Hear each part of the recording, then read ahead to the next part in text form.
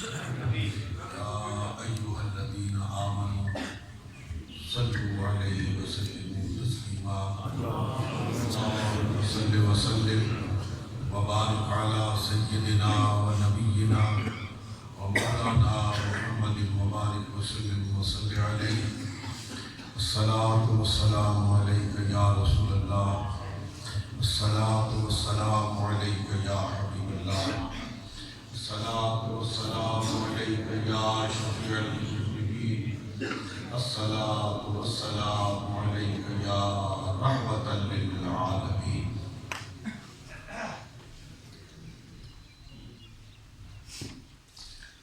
آج میں انتہائی فخر محسوس کر رہا ہوں، غیر معمولی فخر محسوس کر رہا ہوں کہ آج دو پنجاب کی عظیم خانقاہوں کے سجادہ نشین حضرت خواجہ قطب الدین فریدی صاحب مدد اللہ العالی اور حضرت پیر سید سعادت علی شاہ صاحب سجادہ نشین سورہ شریف یہاں رونق افروز ہے، اور میں اور آپ ان کے کلمات طیبات سے مستفیض و مستفید ہوئے ہیں۔ دل کی گہرائیوں سے ہر دو حضرات کا شکریہ ادا کرتا ہوں، ممنون کرم ہوں کہ آپ نے میری درخواست کو قبول فرمایا اور یہاں قدم رجا فرمایا۔ میرے دیدینہ دوست، بہت ہی پیارے دوست حافظ سعد اللہ صاحب، جن کے ساتھ تعلق کو کم و بیش کوئی 45 سال ہوئی تھے۔ جس وقت میں اسلامیہ یونیورسٹی بہاولپور میں پڑھتا تھا اور وہاں یونین کا صدر تھا، وہاں جو تقریری مقابلہ جات تھے ان میں شمولیت کے لیے ایک بڑا خوبصورت سا ننھا منھا سا بچہ تشریف لایا تھا۔ وہ تو وہاں سے تقریر کر کے چلا گیا، اول انعام بھی پایا۔ بہت بعد وہ جب یہاں تشریف لائے تو خود تو ننھے منھے نہیں تھے، کئی ننھے منھے ان کے گھر میں ولادت پا چکے تھے، لیکن انہوں نے وہ سند دکھائی تو میں بھی افتخار سے جھوم اٹھا کہ ان کی اس وقت کی سند پر میرے دستخط تھے، اور وہ یہی عالم دین، قابل فخر عالم دین حافظ محمد سعد اللہ صاحب تھے۔ جب کبھی خدمت میں گزارش کی، انہوں نے انتہائی محبت سے اس گزارش کو قبول فرمایا اور یہاں تشریف لا کر مجھے اور آپ کو مستفید ہونے کا موقع مرحمت فرمایا۔ مولانا مسعود عالم ہزاروی برطانیہ کی رونق، وہاں کا اخبار ہو یا وہاں کے نشریاتی ادارے جو مسلمانوں کی کوششوں سے وہاں تربیت کا اور تعلیم کا فریضہ سر انجام دے رہے ہیں، مولانا مسعود عالم ہزاروی ایک فعال کردار ہے۔ اللہ رب العالمین ان کو بھی اجر عظیم سے نوازے کہ انہوں نے آج ادارے سے بھی سفر فرمایا اور یہاں ہمارے لیے استفادے کا موقع فراہم کیا. لندن میں تخت ہزاروں میں کرانے تھا. ماشاء اللہ.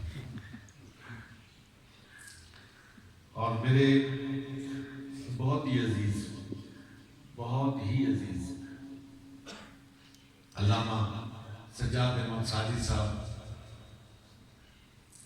انہوں نے تو آج اپنی مسجد سے غیر حاضری بھی کی. میں یہ تو نہیں کہہ سکتا کہ جمعہ قربان کیا، کیونکہ جمعہ تو انہوں نے یہاں بھی پڑھا، لیکن وہاں کے لوگ آج ان کی کمی یقیناً محسوس کر رہے ہوں گے. ان محبتوں کو نظر انداز کر کے انہوں نے ہمارے وجود کو گرمایا اور ہمیں اپنی میزبانی کا شرف پہنچایا. اللہ تعالیٰ سب حضرات کو جزائے خیر عطا فرمائے. ناخوان حضرات ہماری مجلسوں کی رونق ہے اور عشق رسول کی جوت کو جگاتے ہیں. اللہ تعالیٰ انہیں ان کی آوازوں کے ساتھ سلامت ہے. حضرات تقریریں ہو چکی ہیں اور بہت ہی خوبصورت تقریریں ہو چکی ہیں، اور حضرت پیر صاحب یہ آخر میں علم و عرفان سے بھرپور گفتگو، ماشاءاللہ کلام شاعر مضمون شاعر. یہ ہر دو حضرات جو چشتی فیضان کے بہت بڑے مراکز کے ساتھ تعلق رکھتے ہیں، ہمیں ان پر فخر ہے. یہ دونوں مراکز ایسے ہیں کہ بے شمار طالبان فیض تھے، تشنہ لب آتے رہے اور ان مراکز سے دریا بدامہ واپس جاتے رہے. چورا شریف نقشبندیوں کا بہت بڑا مرکز ہے. چورا شریف سے اور کئی آگے خانقاہیں وجود میں آ گئی. خلفاء کا ایک بہت بڑا وسیع سلسلہ ہے جو نقشبندی فیض کو عام کر رہا ہے. اور سرائکی میں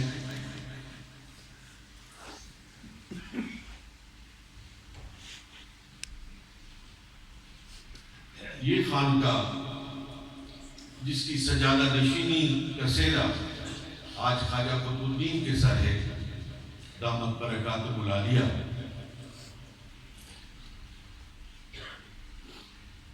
سرائکی کا علاقہ اس خانقاہ کے نور سے منور ہے.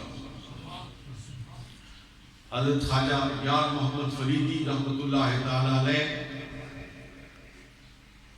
سرائکی علاقہ کے نہیں، ہوٹوار کے، اور صوفی تو کہیں حدود اور قیود کا پابند نہیں ہوتا ہے، پوری مسلم دنیا کے عظیم محسن ہیں.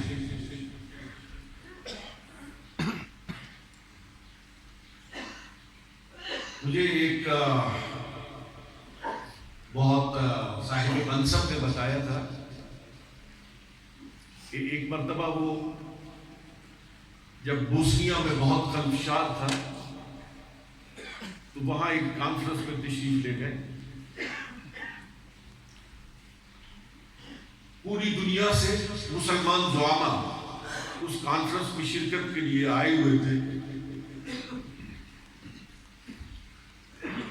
وہاں ایک بوسنین نے بوسنی زبان میں نعت شریف پڑھی. کہنے لگے یا وہ بوسنین اس زبان سے واقف تھا جو نعت پڑھ رہا تھا، یا اس وقت مجلس میں موجود بوسنیا کا جو صدر تھا وہ اس زبان سے واقف تھا، اور اس میز پر میں نے نظر دوڑائی تو مجھے کوئی ایسا شخص نہیں لگا جو بوسنین زبان جانتا ہو، لیکن کہتے ہیں میری حیرت کی انتہا نہ رہی کہ بوسنین زبان میں نعت پڑھی جا رہی تھی، اور پورے حال میں مسلمان زعما کی آنکھوں سے آنسو برسات کی طرح برس رہے تھے۔ یہ نام ہی ایسا ہے کہ اس نام کے آتے ہی مسلمان کی آنکھیں ڈبڈبانے لگتی اور دل مچلنے لگتا ہے۔ سرائیکی زبان بھی حضرت پیر صاحب پڑھ رہے تھے، بات الفاظ ہماری سمجھ سے بالا تر تھے، لیکن اس زبان کی چاشنی اور اس نام کی حلاوت اتنی ہے کہ حضرت خواجہ یار محمد فریدی کا کلام یورپ میں پڑھا جاتا ہے، امریکہ میں پڑھا جاتا ہے، اور جس طرح بوسنین نہ جانتے ہوئے بھی لوگ اس پہ جھومتے ہیں، اسی طرح سرائیکی نہ جانتے ہوئے بھی پوری دنیا میں لوگ خواجہ یار محمد فریدی کے کلام کو سن کر جھوم اٹھتے ہیں۔ حضرات، میں کسی مزید تمہیدی گفتگو کے 2-3 باتیں آپ کی خدمت میں عرض کرنا چاہتا ہوں۔ آج بہت پرآشوب دور سے گزر رہے ہیں، بڑے کٹھن دور سے گزر رہے ہیں، اور مجھے افسوس ہے کہ پتہ نہیں یہی کہتے کہتے ہم اس دنیا سے گزر جائیں گے کہ بڑے کٹھن دور سے گزر رہے ہیں۔ یہ کٹھن مرحلہ، یہ مشکل مرحلہ، یہ تکلیف دہ مرحلہ کاپتے ہوگا، کیوں کرتے ہوگا؟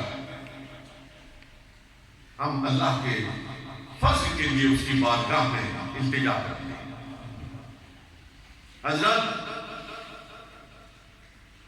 پہلے مسلمان معاشروں میں، مسلمان ملکوں میں لوگ دین کی، قرآن کی، صاحب قرآن کی اور غلامان مصطفیٰ کے بارے میں رائے زنی کرتے ہوئے پاؤں کے ناخنوں سے لے کر سر کے بالوں تک کانپتے تھے۔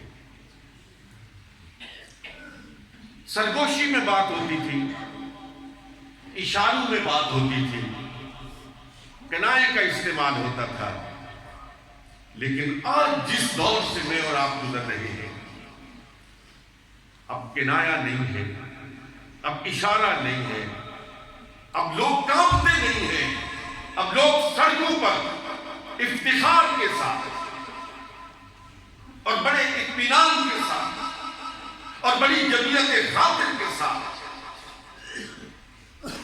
قرآن پر نقد کرتے ہیں، صاحب قرآن کی عزت و ناموس کی طرف انگلی اٹھاتے ہیں، اور وہ صحابہ کرام رضوان اللہ تعالیٰ علیہ اجمعین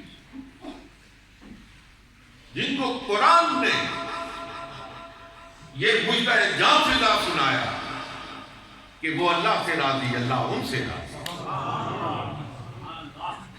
اور میں ایک بیچ میں بات کہنا چاہتا ہوں، بڑے صاحبان علم بیٹھے ہوئے، کہ یہ دین جو آج ہمارے پاس موجود ہے، ذرا غور کیجئے گا میری اس گزارش پر، یہ قرآن جو آج ہمارے پاس موجود ہے، یہ شاعر اسلام جو آج ہمارے پاس موجود ہے، وہ حضور علیہ السلام کی سنت مطہرہ کا کی کتاب زندگی کا ایک ایک برق، ایک ایک حرف، ایک ایک نقطہ جو آج ہمارے پاس موجود ہے، وہ ان صحابہ کا ہی کارنامہ ہے۔ قرآن کو محفوظ کرنے والے یہ صحابہ کرام،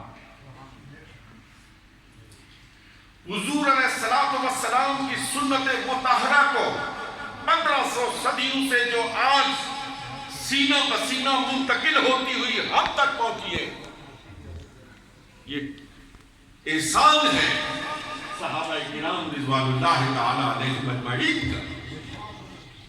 یہ وہ عظیم لوگ تھے، خدا کی قسم انسان واقعی حیرت میں ڈوب جاتا ہے کہ یوں تو ادب اور احترام کا یہ عالم ہے،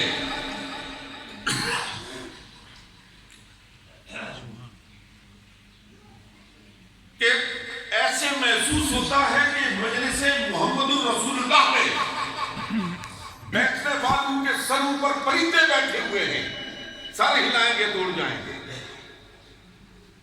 لیکن ادب اور احترام کے یہ شاہکار محمد الرسول اللہ کی داڑھی مبارک کے سفید بالوں کو بھی گر دیتے کہ سرکار کی داڑھی کے سفید بال کتنے تھے۔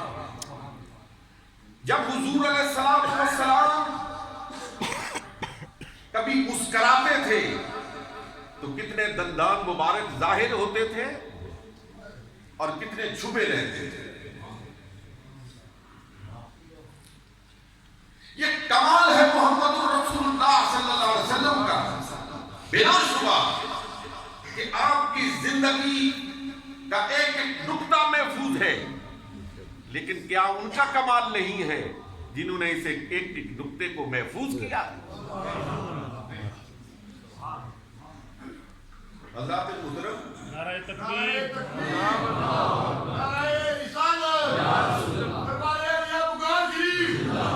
میں نے پہلے بھی کئی مرتبہ کہا کہ یہ واحد شخصیت ہے دنیا کی، سارے پیغمبران نظام ہم سب پر ایمان لاتے ہیں، لیکن یہ واحد شخصیت ہے جس کا بولنا بھی محفوظ ہے، جس کا خاموش رہنا بھی محفوظ ہے۔ کب بولے کب چپ رہے، بولنا بھی موجود ہے، چپ رہنا بھی موجود ہے، لیکن اس بولنے کو اور اس چپ رہنے کو ہم تک پہنچانے والے کون تھے؟ یہ صحابہ کرام رضوان اللہ تعالی علیہم اجمعین۔ لیکن افسوس کی بات ہے مسلمانوں کہ آج ہمارے اس معاشرے میں، مسلم معاشرے میں، وہ صحابہ موضوع سخن بنے ہوئے، زبانیں تان دراز ہو رہی ہیں، اور یہ سنی مجلس ہے، یہ اہل سنت کا اجتماع ہے۔ مجھے بس افسوس کہنا پڑتا ہے کہ آج سنیوں کے اجتماع میں افضلیت صدیق اکبر پر دلائل دینے کی ضرورت محسوس ہو رہی ہے۔ افسوس کی بات ہے، یہ بھی کوئی متنازع مسئلہ ہے، اس پہ بھی دو رائے ہو سکتی ہیں۔ جن کی دوسری رائے تھی وہ تو بہت پہلے سے جدا ہو چکے ہیں، اب آپ کس بات پہ بات کر رہے ہیں؟ اس لیے میں اس خانقاہ کے خادم کی حیثیت سے تمام مسلمانوں سے اور بالخصوص خانقاہ کے وابستگان سے جو یہاں حاضر ہیں اور جو حاضر نہیں ہیں، سب کی خدمت میں یہ عرض گزار ہوں کہ خدایا ان مجلسوں کی زینت نہ بنے جہاں صحابہ کرام رضوان اللہ تعالی علیہم اجمعین کی کسی اشارے اور قدائے سے توہین کی جاتی ہو اور ان صحابہ میں کوئی تفریق ہو۔ اللہ کہتا ہے رضی اللہ عنہم ورضوا عنہ، میں اور کون ہیں، آپ کون ہیں؟ یا آج کا کوئی پڑھا لکھا 4 کتابیں پڑھنے والا کیا حیثیت رکھتا ہے کہ وہ کہے کہ یہ ٹھیک تھے، وہ ٹھیک نہیں تھے، یہ بڑے تھے، یہ چھوٹے تھے؟ حضرت پیر صاحب، مجھے بات یاد آ رہی ہے، کسی نے سوال کیا حضرت مرزا مظہر جانے جانا رحمت اللہ تعالی علیہ سے کہ حضرت سیدنا غوث आज़म रजी अल्लाह ताला अन्हु का मर्तबा बुलंद है या मुजद्दिद अल-फ़िसानी का? इन दोनों में से मर्तबा किसका बुलंद है? तो हज़रत मिर्ज़ा साहब ने फरमाया कि ये वो बता सकता है जिसका मर्तबा इन दोनों से बुलंद हो। जिसका मर्तबा इन दोनों से बुलंद हो वो बता सकता है कि इनमें से किसका मर्तबा बुलंद है, क्योंकि ऊपर से होके देखेगा ना कि कौन बुलंद कामत है और कौन कोताह कामत है। और फिर क्या खूबसूरत बात इरशाद फरमाई, फरमाया ये सारे चमनिस्तान मोहम्मदी के फूल हैं, हर एक का रंग अपना है, हर एक की खुशबू अपनी है। ये जो सहाबा किराम रिज़वानुल्लाह ताला अलैहि मजमईन है, ये भी मोहम्मद रसूलुल्लाह के बाग के फूल हैं। और जिसको जहां जहां सरकार ने बिठा दिया है, जिस पौधे को जहां लगा दिया है, वहीं से वो खुशबू दे रहा है। इसलिए हज़रात मोहतरम एहतियात कीजिए। और दूसरी बात जो मैं आपकी खिदमत में अर्ज करना चाहता हूं कि फितना और फसाद, तखरीब, इनाम, बोझ, कीना, ये वो बीमारियां हैं जो हमारे मुआशरे को दीमक की तरह चाट रही है। घर में फसाद बर्पा, हर घर शिकस्त को रेत का शिकार हो चुका है। बाप बेटे से शिकायत कर रहा है और बेटा बाप के लिए शिकायत कर रहा है। ये खानकाहों के लोग यहां पर बैठे यकीनन ये भी इस तजुर्बे से गुजरते होंगे। मुझे हर रोज इससे वास्ता पड़ रहा है। हर रोज मसला तलाक पूछने वाले बड़ी तादाद में खानकाहों पे, दरगाहों पे, मदारिस में उलमा की खिदमत में आ रहे, कब टूट रहे। आखिर इसकी वजह क्या है? मैं पूरे यकीन के साथ और पूरे एतमाद के साथ और पूरी जमीयत खामे के साथ आपकी खिदमत में अर्ज करना चाहता हूं कि इस शिकस्त और रेख का वाहिद सबब दीन से दूरी है। दीन से दूरी है। ना बाप अपने खामन को अपने फराइज का पता है और हुकूक का पता है, ना बीवी को फराइज का पता है, ना हुकूक का पता है। हर एक अपने हक से, अपने फर्ज से तजावुज करता है। नतीजा शिकस्त और रेख है। खुदा के लिए अपने अगर घरों को बचाना चाहते हो,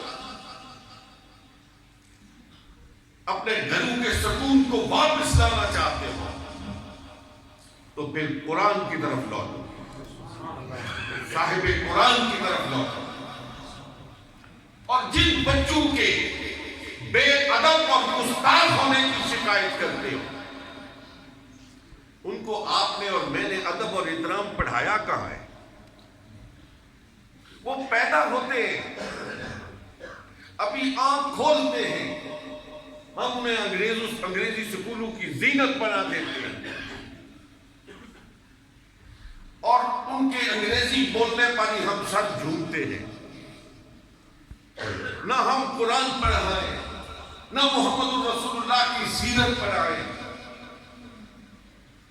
ना खुद मस्जिद में जाएं, ना बच्चों को ले जाने की तरगीब दें। मुझे बताएं कि फिर मैं और आप उस अदब और एहतराम का तकाजा करें जो अदब और एहतराम इंसानी मुआशरे का हुस्न होता है, तो फिर ये हमारी तवक्को अबस नहीं है। इसलिए मैं आप तमाम हज़रात की खिदमत में ये अर्ज करना चाहता हूं कि अगर अपने बच्चों से अपने लिए अदब और एहतराम चाहते हो और अपनी खुशियों کو واپس لوٹانا چاہتے ہو تو جو پڑھانا چاہتے ہو پڑھاؤ، لیکن اس کے ساتھ ساتھ قرآن ضرور پڑھاؤ۔ جو کتاب پڑھانا چاہتے ہو وہ پڑھاؤ، لیکن محمد الرسول اللہ کی سیرت ضرور پڑھاؤ۔ اپنی بچیوں کو جو مرضی پڑھاؤ، لیکن یار ایک دفعہ سیرت فاطمہ الزہرا بھی پڑھاؤ، ایک دفعہ سیرت سیدہ عائشہ صدیقہ بھی پڑھاؤ، خدیجہ الکبریٰ کا کردار بھی ان کے سامنے رکھو، پھر خدیجہ کا کردار، عائشہ کا کردار، فاطمہ الزہرا کا کردار پڑھنے والی اور ان کو نمونہ بنانے والی کبھی سڑک پہ نہیں نکلے، کبھی بے حیائی کا ارتکاب نہیں کرے گی۔ یہ پاکستان کا معاشرہ ہے، یہ اسلام کے نام پر بعد سے وجود میں آنے والا پاکستان ہے، آج جس کے دارالحکومت میں کھلی سڑکوں پر دین کی بے غربتی ہو رہی ہے، اور وہ خواتین کر رہی ہیں، نام پوچھو تو کسی کا نام عائشہ ہوگا، کسی کا نام خدیجہ ہوگا، کسی کا نام حفصہ ہوگا، کسی کا نام زبیدہ ہوگا، لیکن کام نہ خدیجہ والے ہیں، نہ عائشہ والے ہیں، نہ فاطمہ الزہرا والے ہیں۔ یہ بے حیائی کے سلوگن جو آپ کو اسلام آباد کی سڑکوں پہ نظر آتے ہیں، مسلمانوں اگر ہم نے ہوش کے ناخن نہ لیے تو الحذر اے چیرہ دستاں، سخت ہے فطرت کی تعزیریں، پھر یہ صرف اسلام آباد تک محدود نہیں رہیں گے، پھر یہ سلوگن آپ کی تحصیلوں تک پہنچیں گے، پھر یہ سلوگن آہستہ آہستہ آپ کے دیہاتوں کی گلیوں تک پہنچیں گے۔ ضرورت ہے کہ ہم پلٹیں، ہم اپنا محاسبہ خود کریں، اپنے گریبانوں میں جھانکیں۔ سارا دن وہ والد، میری اس بات پہ غور کیجئے گا، جو اپنے معاش کو بڑھانے کے لیے پھرتا رہتا ہے، سرگرداں رہتا ہے، کوئی خبر نہیں اسے میرا بیٹا کدھر ہے، کوئی خبر نہیں میری بیٹی کدھر ہے، کوئی خبر نہیں یہ کہاں جاتے ہیں، یہ کہاں سے آتے ہیں۔ نتیجہ پھر وہی نکلتا ہے جسے میری اور آپ کی آنکھ دیکھ رہی ہے۔ اصل بیلنس جس کو کہتے ہو نا آپ، بینک بیلنس، وہ صالح اولاد ہے۔ یہ روپیہ پیسہ دولت بڑی اللہ کی نعمت ہے، لیکن ایک بات میں آپ سے کہنا چاہتا ہوں، اگر کروڑوں آپ نے بینک میں جمع کروا دیے اور اولاد کی تعلیم اور تربیت پر توجہ نہ دی تو یقین کیجیے وہ آپ کی برسوں کی کمائی ہوئی دولت کو مہینوں میں نہیں ہفتوں میں اڑا دیں گے۔ اور آج تو زمانہ اور آگے ہے۔ اب میں حیران ہوتا ہوں، ایک جوان بچے، ابھی باپ اچھا ہٹا کٹا ہے، تکڑا ہے، وہ کہتے کہ اس کو کہ ہمارا حصہ دے، اور میں نے کہا وہ جو حصہ ہے نا وہ ترکے میں ہوتا ہے، اللہ کے بندو وراثت ہے، اس کے مرنے کا انتظار کرو۔ آج تو اولاد مرنے کا بھی انتظار نہیں کرتی، نالائق اولاد، وہ تو کہتے ہیں دیں جی ہمارا حصہ، پتہ نہیں یہ کب واجب فوت ہوگا، ہمارا حصہ ہمیں دو۔ لیکن اگر آپ نے ان کی تعلیم اور تربیت پر توجہ دی، ان کو محمد الرسول اللہ کا غلام بنایا، پیسہ ایک بھی پیچھے نہیں چھوڑا، میں پورے یقین اور اعتماد سے کہتا ہوں کہ وہ اپنے معاش کی دنیا خود بنا لے، وہ پھر ترکے پہ نظر نہیں رکھتے، وہ پھر وراثت پہ نظر نہیں رکھتے۔ اس لیے پیسہ ضرور کماؤ. میں نے پہلے بھی ایک دن کہا تھا آپ کو کہ شاہ عبدالعزیز محدث دہلوی رحمۃ اللہ علیہ نے فرمایا ہے اپنی تفسیر عزیزی کے حاشیے میں، انہوں نے لکھا کہ دولت دروازے پہ آئے آنے دو، دروازے سے اندر آئے آنے دو، آپ کی جیب میں جائے جانے دو اسے، لیکن جب جیب سے گزر کے تمہارے دل میں داخل ہونا چاہے تو دروازہ دل کو بند آئے، وہ اللہ کا ہے. اور اگر وہاں اللہ موجود رہا تو یہ تمہارے جیب میں آنے والی، تمہارے گھر میں آنے والی، تمہارے دروازے پر آنے والی دولت تمہیں نقصان نہیں پہنچائے. دولت کماؤ، دو چیزیں سامنے رکھو بس. دولت آئی کہاں سے ہے اور دولت جا کہاں رہی. میں وہ واقعہ نہیں بیان کرتا، لیکن اس کا لطف آپ کی خدمت میں عرض کرتا ہوں، جو خواجہ عبید اللہ احرار اور مولانا عبد الرحمن جامی کی کاوش فکر ہے. ایک شعر کا مصرع جامی کا ہے اور دوسرا مصرع خواجہ عبید اللہ احرار کا ہے. جامی کا مصرع کیا ہے؟ انہوں نے خواجہ عبید اللہ احرار کے اونٹوں کی کثرت اور گھوڑوں کی کثرت اور مال و منال کو دیکھ کر کہا تھا کہ نمستاں کے دنیا نمردستاں کے دنیا دوستان ہے، کہ وہ مرد ہی نہیں ہے جو دنیا کو دوست سکے. اور خواجہ عبید اللہ احرار نے کہا تھا، میں دوسرا مصرع کہہ کے اس شعر کو مکمل کرتا ہوں کہ اگر دارت برائے دوست دارت نمردستاں کے دنیا دوست دارت. وہ مرد ہی نہیں ہے جو دنیا کو دوست رکھے، لیکن اگر رکھے تو اپنے یار کے لیے اس کی مرضی سے کمائے، اس کی مرضی سے خرچ کرے. حضرات محترم، دل کی میل کو اتارنے کے لیے ہم روز گرتے ہیں، روز گرتے ہیں، روز پھسلتے ہیں. روز ہمارے دلوں پہ زنگ چڑھتا ہے. اس زنگ کو اتارنے کے لیے حضور نبی کریم صلی اللہ علیہ وسلم نے فرمایا ذکر اللہ ہے، اللہ کا ذکر ہے، اللہ کا ذکر. فرمایا جس طرح پانی کپڑے کو دھو دیتا ہے، اسی طرح ذکر آپ کے دل پہ لگی ہوئی میل کو دھو دیتا ہے. اگر اپنے دلوں پہ لگی ہوئی میل کو دھونا چاہتے ہو، اپنے دل کو پاک اور صاف کرنا چاہتے تو پھر لا الہ الا اللہ کی خوب بجا ذکر کرو، اتنا ذکر کرو. ایک روایت میں تو میں نے یہ دیکھا کہ اتنا ذکر کرو کہ لوگ کہیں کہ یہ کوئی پاگل تو نہیں ہو گئے.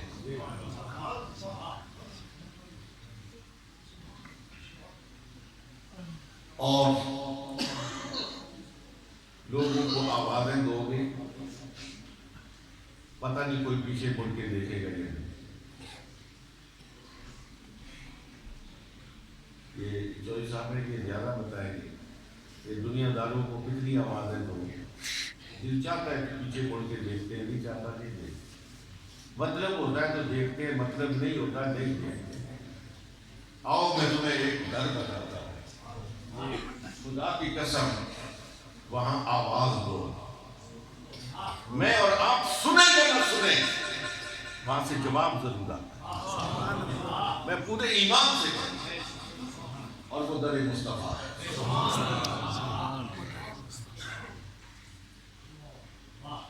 میرے ذہن سے نکلا ہوا ہے، ایک بزرگ ہے، وہ یہ ہے نا ہمارے مشہور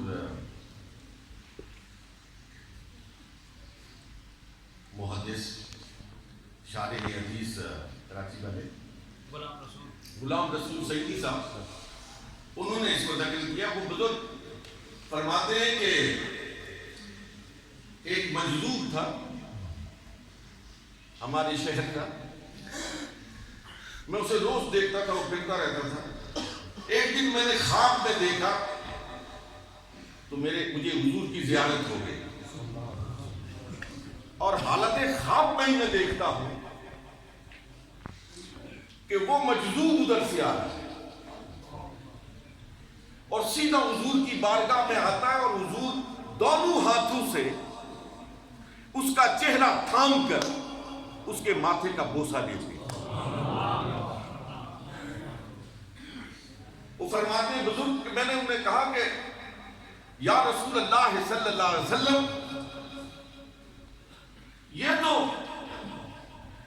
عقل سے اور خرد سے محروم ہے، تو مجذوب ہے، مخبوط الحواس ہے، سرکار آپ اس سے اتنی محبت فرماتے ہیں؟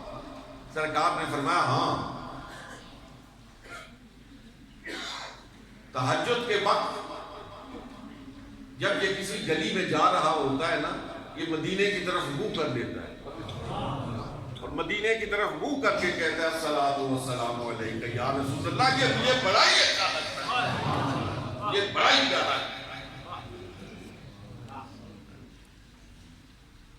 آپ کہیں مشرق میں ہو یا مشرق میں، شمال میں، جنوب میں، کہیں بھی ہو، گھر کے اندر ہوں یا باہر ہوں، خلوت میں ہوں یا جلوت میں ہوں، خدا کی قسم سرکار کو پکارو نا تو گنبد خضرا کا مکین آپ کو دیکھتا بھی ہے، آپ کو سنتا بھی ہے، اور آپ کے سنتے ہوئے کلمے کا جواب بھی دیتا ہے. صرف وہ